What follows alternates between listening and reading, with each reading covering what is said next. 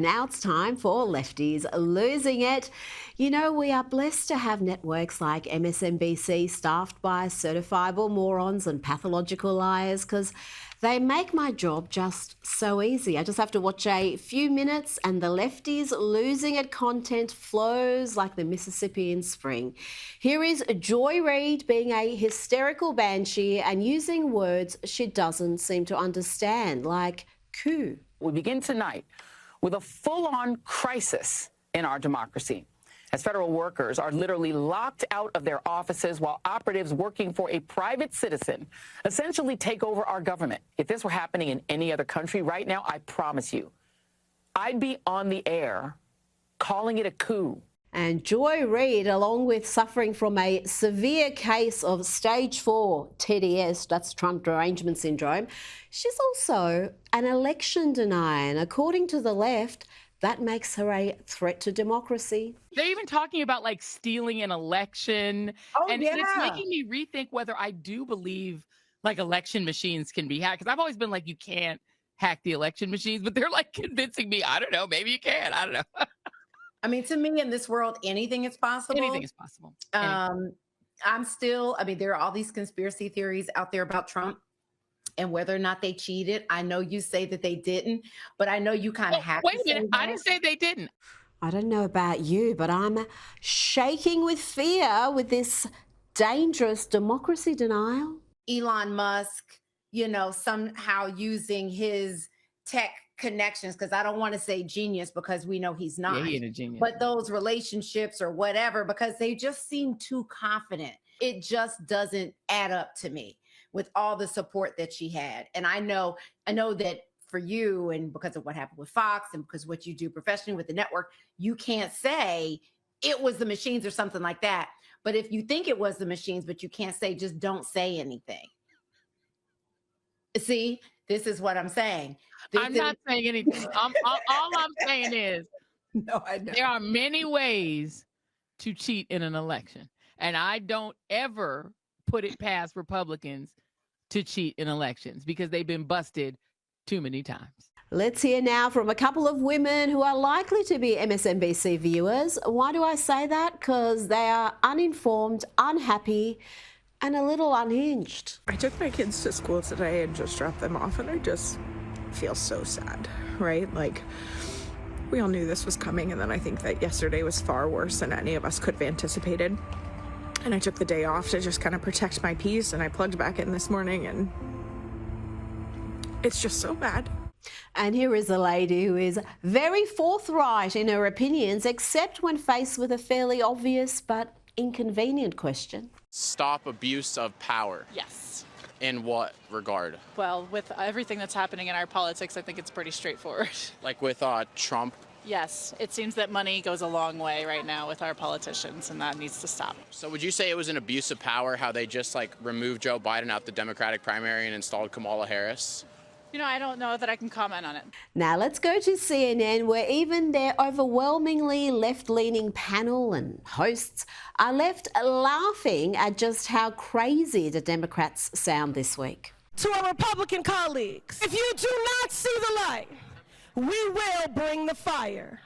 Resist! We are going to be in your face. We are going to be on your asses. We have days to stop the destruction of our democracy. We have work to do. Tell Elon Musk to take his hands off your money. We don't pledge allegiance to the creepy 22-year-olds working for Elon Musk. We pledge allegiance to the United States of America. And goddamn it, shut down the city! We are at war! We will win!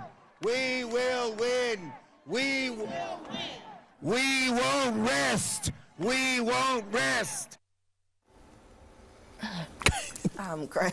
Gretchen. Yes, the Democrats need a real leader, okay? They need a real leader, which currently does not exist in the Democratic Party. Trump has said all of these things were going to happen. We saw him align with Elon Musk, which may go down as the smartest thing that any presidential candidate has ever done. Now to possibly the most irritating woman you'll hear from all week, and that includes the ladies of The View. And MSNBC's nightly lineup. This is the definition of educated but dumb, privileged but pitiful. Ways that Middlebury fails its students make this sobering truth abundantly clear. This is heartbreaking. If there's anything you hear of what I'm saying, let it be this. When our hearts break, let them break open like pomegranates and burst with seeds that can take root. We are literally graduating the same month a fascist has taken office. Within 11 days, he has pulled out of the Paris Climate Agreement for the second time, denied the existence of trans people, and unleashed a slew of ICE agents to arrest an average of 1,000 people every single day since they began. Yes, don't you just love the way she talks? It's so effective. That poor simpleton is wearing both a keffiyeh and a rainbow scarf. May I suggest not trying that sort of thing in Gaza, lest you be thrown off whatever tall structure remains. Now, this privileged nincompoop mentioned her college, Middlebury. This is a college that charges tuition of more than $67,000 per annum US, and the housing and meal plan costs another $19,000 plus. So almost $90,000 US per annum to produce hysterical idiots like this. Such as the airstrike on the Al-Shifa ambulance and the flour massacre, where Gazans ran to aid trucks so they could make bread, and Israeli soldiers gunned them down.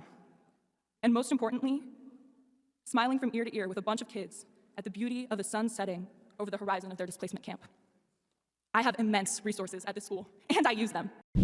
Now, my next guest is a British broadcaster and commentator, and he recently took part in an Oxford Union debate arguing against the motion this House believes Israel is an apartheid state responsible for genocide.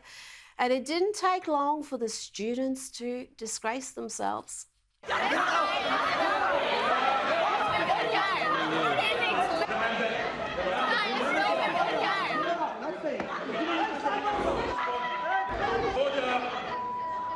I might just say that I understand there are plenty of people in this room who don't agree with us, who don't like us. But this esteemed establishment is meant to be a bastion of free speech, discussion, and debate. And this example is not any of those things. To shout like that, to abuse a speaker who is being respectful and giving you their side of an argument is not the way to achieve better knowledge or understanding of anything. That was Jonathan Sacerdote, and he joins me now. Jonathan, you're an Oxford man yourself. How shocked were you by the hostility, the intolerance you faced while arguing against that absurd motion that Israel is an apartheid state and responsible for genocide? Obviously, it was a preposterous motion. It's like asking someone to debate whether they raped and abused their wife. But that aside, I was surprised by the outrageous behaviour, not just of the audience there, who seemed to have been handpicked to cause trouble and to stop us from speaking, but also by the organisers, who had done everything they could to make sure that our reception was unpleasant and frosty. They refused to even carry out the traditional photograph of all the speakers at the beginning of the debate. At the dinner they held before it, apparently they meant to invite you to this dinner. They snubbed us, barely spoke to us. So I think it was clear it was more Mean Girls than Brideshead Revisited when I went to Oxford to return for that debate.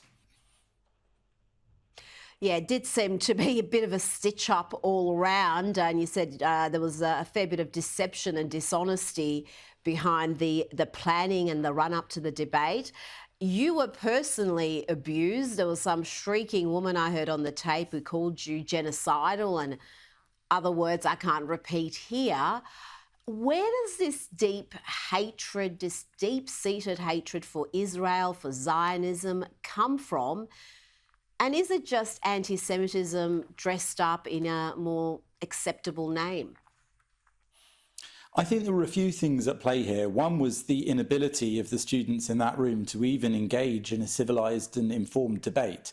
So regardless of the subject, it was clear that their minds weren't open. And that's what I said to them in that clip that you played there, that even if you invite somebody to debate something that you disagree with them on, you maybe don't even like them based on their opinions, but you should listen to what they have to say. That's the whole point of being in a university. That's the point of debating as an activity. It's so that you can hear arguments on both sides and make up your mind, perhaps educate yourself or inform yourself, or even disagree. But none of that was done respectfully. And I think that those students there were viciously anti-Israel, in my opinion, because they were anti-Semitic predominantly.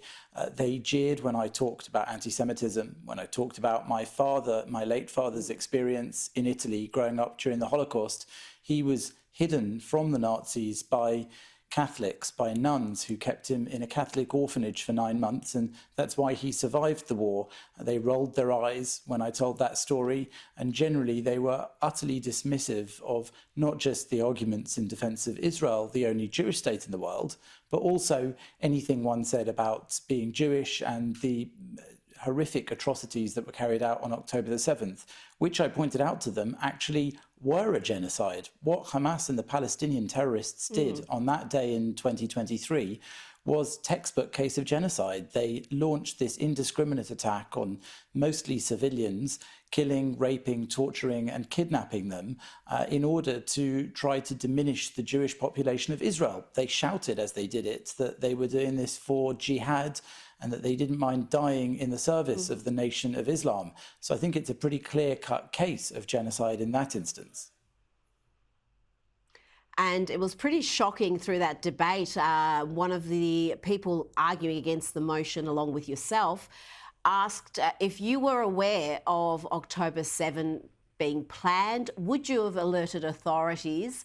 And only around, I think, 5% of students put up their hand and said, yes, they would have alerted authorities, knowing full well that women were raped, children were murdered, just the absolute depravity that took place that day. Now, let's talk about what's happened in the last couple of days, the groundbreaking announcement from President Trump after his meeting with Israeli Prime Minister Benjamin Netanyahu. Explain to me why you believe this is a seismic shift that will redefine the Middle East.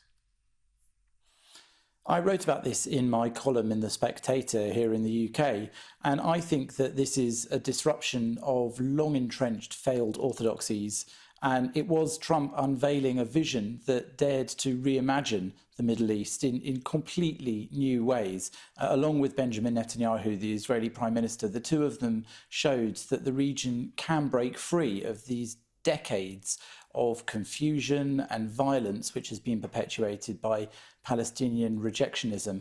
It has been decades that world leaders have clung to these exhausted formulas, peace processes built on illusions and agreements predicated on fantasy, and generally a willful refusal to acknowledge the fundamental realities of Palestinian rejection of an Israeli Jewish state. I think that everybody knows if there was the prospect of a Palestinian leadership that could create a state and live side by side with Israelis, with Jews in the Middle East, then that would have happened long ago. But it's very clear that that's never been the agenda of mainstream Palestinian leaders and politicians. And that, of course, all came to a head on October the 7th. So I think what Donald Trump has done in expressing a desire to permanently change that situation in Gaza, and indeed in rejecting the very concept of a two-state fantasy, is entirely valid. And I think that the rest of the world's got to catch up with his thinking on this one. And Donald Trump hasn't just rejected the two-state fantasy, he's completely rejected the UN and its bias in this area. He has pulled the US out of the UN Human Rights Council. He's cut funding to UNRWA. He wants a review of UNESCO. Again, this is a dramatic departure from what we've seen in the past, Jonathan. That's right. He used another executive order to give this forceful rejection of those long-standing UN biases against Israel. He removed the financial and diplomatic support from institutions that have systematically worked against Israel's legitimacy on the world stage. And the UN really has been doing that. The UN has been effectively bolstering and supporting terrorism among the Palestinians. So he cut all US funding to UNRWA, citing its infiltration by designated terrorist groups. We've seen those links with Hamas. We've seen that it's been corrupted corrupted by Hamas and other groups from October the 7th and beyond. And he also made sure that the US withdrew from the Human Rights Council, which Israel has now done as well, because that council seems obsessed with persecuting Israel. It has a permanent agenda item, which is to attack Israel. No other state in the entire world has that status, only Israel. So it's blindingly obvious to anyone that looks at it that this is a UN body which is designed not to protect human rights, but actually to attack Israel as some sort of human rights abuser, worse than any other state on the entire planet. It's quite ridiculous. And I think that Trump has done an amazing thing in signaling to the world that, you know, the leader of the free world, that America, at least under his leadership, is not going to put up any longer with that kind of UN activity. Even the UNESCO, which is meant to look after culture, has been actively working against Israel by trying to disassociate Jewish Israeli history from places like the Temple Mount and the Western Wall. Jonathan Sacher-Doty, thank you so much for your time this evening. Thank you.